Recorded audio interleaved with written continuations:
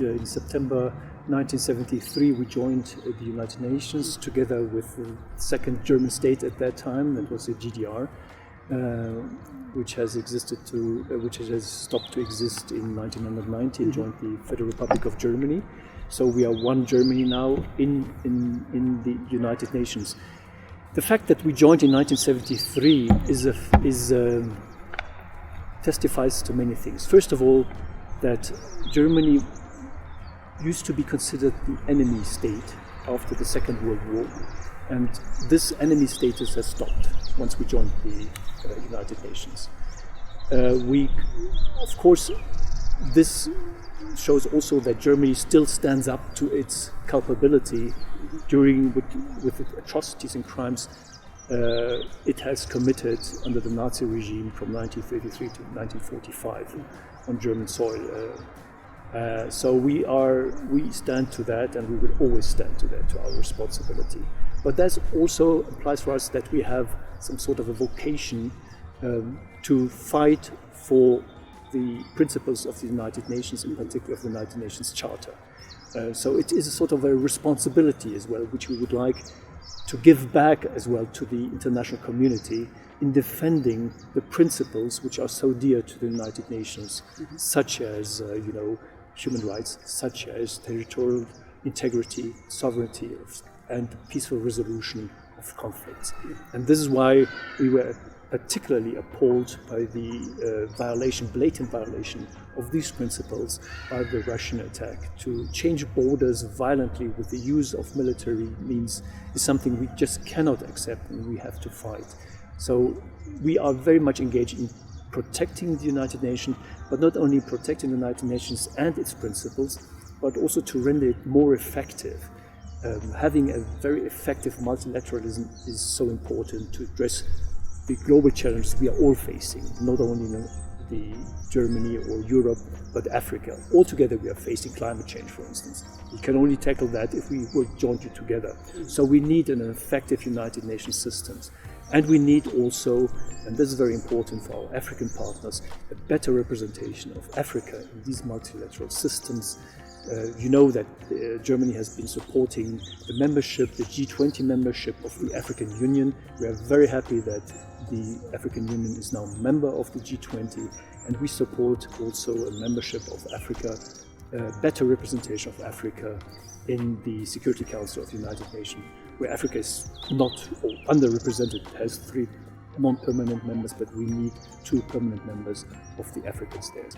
And we would be very happy if the Africans would also support the G4, where also Germany, Japan, Brazil and India also aspiring to join the Security Council as a permanent member.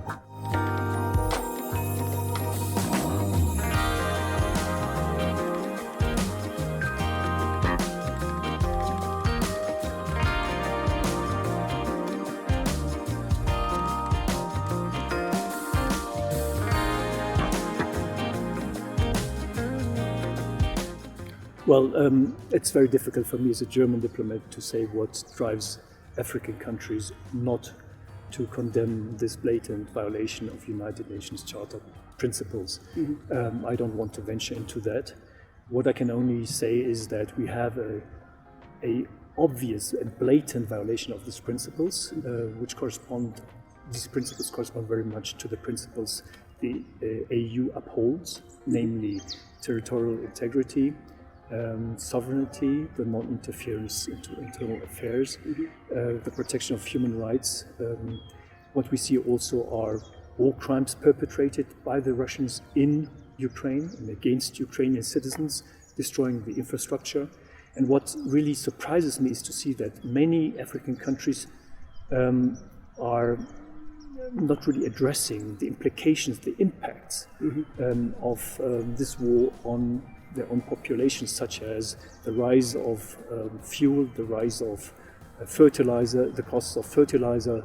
And this is a direct consequence of the Russian aggression against Ukraine, and also of the ending of the Black Sea Grain Initiative by Russia.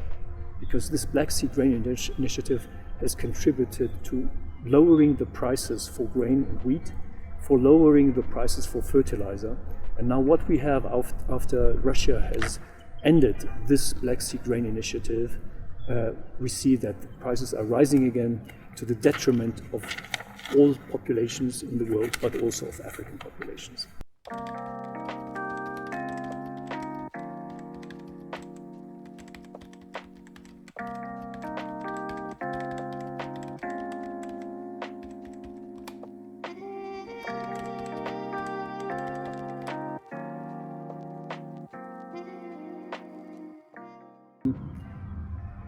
What I would like to say is that this international world order is very much in favor of the weaker countries and states in the world. Mm-hmm. It protects those against the right or the might of the mighty one. Mm-hmm. And this is why I think we need to see to it that this rules-based international order is maintained and protected, because it protects the weaker ones, regardless of perhaps the stereotype or prejudice. What I don't see to that same sense that apparently the West is applying double standards. This is what you just said, more or less what sits behind you, or behind what you have just said. Because if you uphold principles, then you have to do it consequently. Mm-hmm. You also have to do it when it comes to aggression against a European country, as you have to do it in an aggression against an African country or American country or Asian country. Principles are there, and they are universal. You cannot just say, well, we don't take a position because, the West employs double standards. Mm-hmm. It's the principles which are, violated. Mm-hmm. And if you do not do that, then, of course, you risk of being accused of using yourself double standards. If you say, okay, in that area we do not condemn or defend the principles because the Europeans or the West is applying double standards.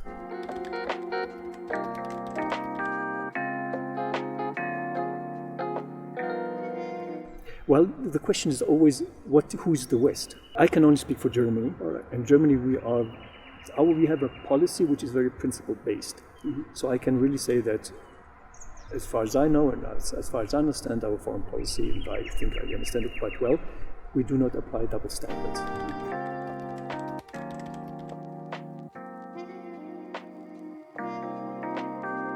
What we are doing is trying to implement all 17 goals in Germany. Of course, we will not be able to reach every goal because, this is a very tall order. But what we are trying to do is, at the moment, to transform our energy system, our economy, into a fossil fuel economy. As you may know, fossil fuels are the major driver of the climate change. So we need to get rid of the fossil fuel, phase out fossil fuels in the medium to long term. And of course, we cannot do it from one day to the other, but we need to do it and to tackle this in the medium to long term. So what we are doing now is we have very ambitious climate goals to phase out exactly that and to replace them by renewable energies. So solar and wind. And they are very competitive. They're even cheaper now than nuclear energy or fossil fuel powered or created, produced energy. So we try now to reduce our CO2 emissions by 80% in 2040 and to be climate neutral by 2045. In the meantime, we are expanding our renewable energy production. We have already achieved over 50%, and we want by 2030 to have achieved over 80% of our electricity generation through renewable energies. That is possible even in Germany, and what we are doing is also helping other countries to transform their system, their energy system, but also their economy. And we see here with Africa a lot of partnerships. In the climate and energy sector, we have climate and energy partnerships with over 30 countries all over the world, but also in Africa and with Ethiopia. And we see that Ethiopia has a lot of potential for renewables, wind and solar, but also for hydrogen. Green hydrogen. Hydrogen which is produced with solar energy, for instance. This is a huge market which can be built up with huge possibilities of added value chain here in Ethiopia and in African countries.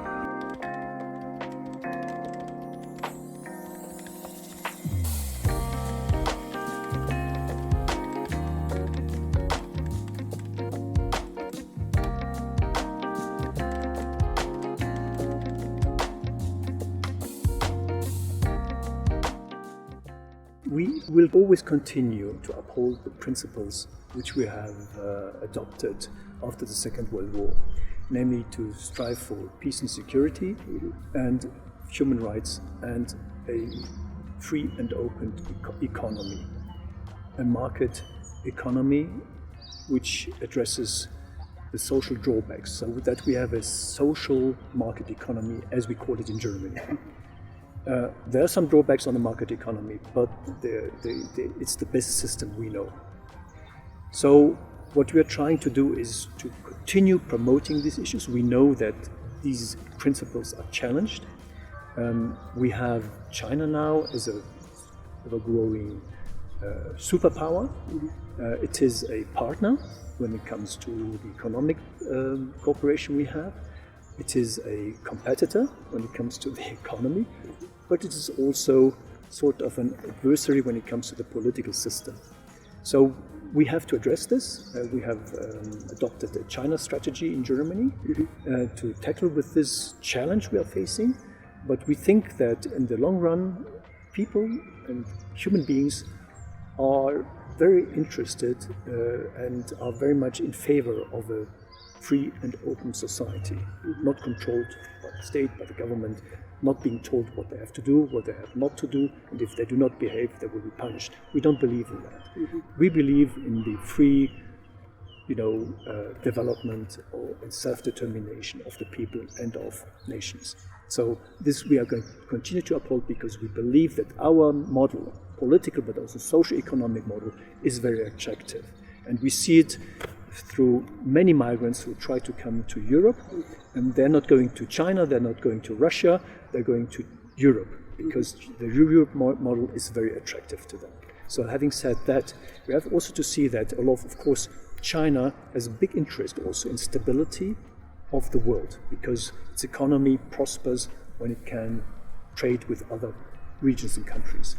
And coming also to Ethiopia, of course, China has done a lot, has contributed to build the infrastructure, and has now an interest that Ethiopia remains stable. So this is something where we can work closely together with our Chinese partners, because China has also an interest that the credits it has given to Ethiopia are paid back.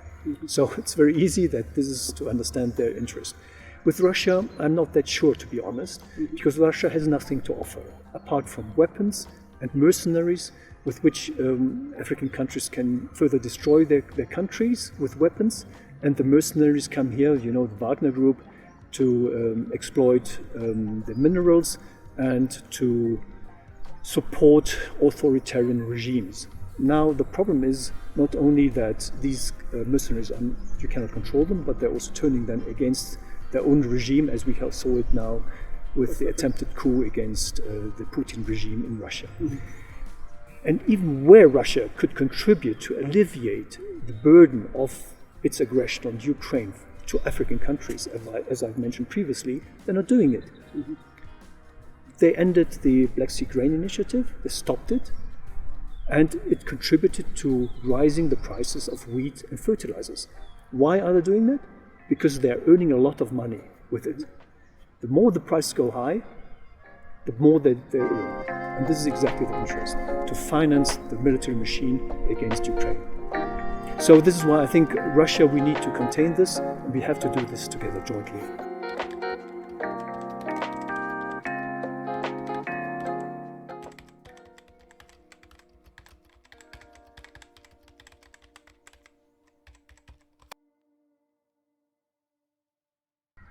Well, we are unfortunately already in quite a difficult place, to be honest. What we are seeing now in Europe is the violation of all principles we have adopted after the Second World War. We had tried to establish a new security order in Europe. We had thought that war wouldn't be possible in Europe anymore, after Germany has brought so many suffering over the world, but in particular over Europe. We thought that we had learned the lessons of the Second World War and of the First World War. But we see now that there is a country, an authoritarian country, which is trying to change the borders with violence. And our answer to that is, we need to uphold the principles. Our answer to that is integration, because we think that regional integration is extremely important. You will see that the European Union, there's never been any military conflict within the European Union between the EU member states. We always solved our problems politically and peacefully. And now Germany, which was once, the initiator of 2 world wars, is surrounded by friends. We only have friends around us. So we think that this process of political and economic integration is the way forward. And this is why we are also very much supporting the African Union integration process. We are the biggest bilateral donor of the African Union because we believe in integration. And this is what we wanted to do also with Russia. We wanted to integrate Russia in our economic system. We have imported a lot of Russian gas. We were quite dependent on Russian gas. And we had thought that Russia would have an economic interest in keeping this.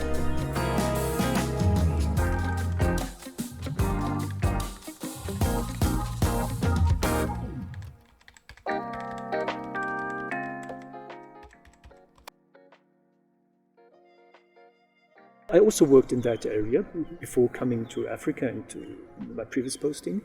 I worked in it and I was very convinced of this approach which had ensured peace and security in Europe after the Second World War. The European Union was rightly awarded the Peace Nobel Prize. And we are working for it, that the African Union will also get the Peace Nobel Prize, because it will, tackle successfully the conflicts, the unconstitutional changes of government, and things in conflicts in this on this continent. But there are limits to what you can do. If you have a leader who just thinks about power politics and doesn't think about the population, of his own population, and even less about the implications on the populations of other neighboring countries or even on the African continent, then it's very difficult to deal with these people.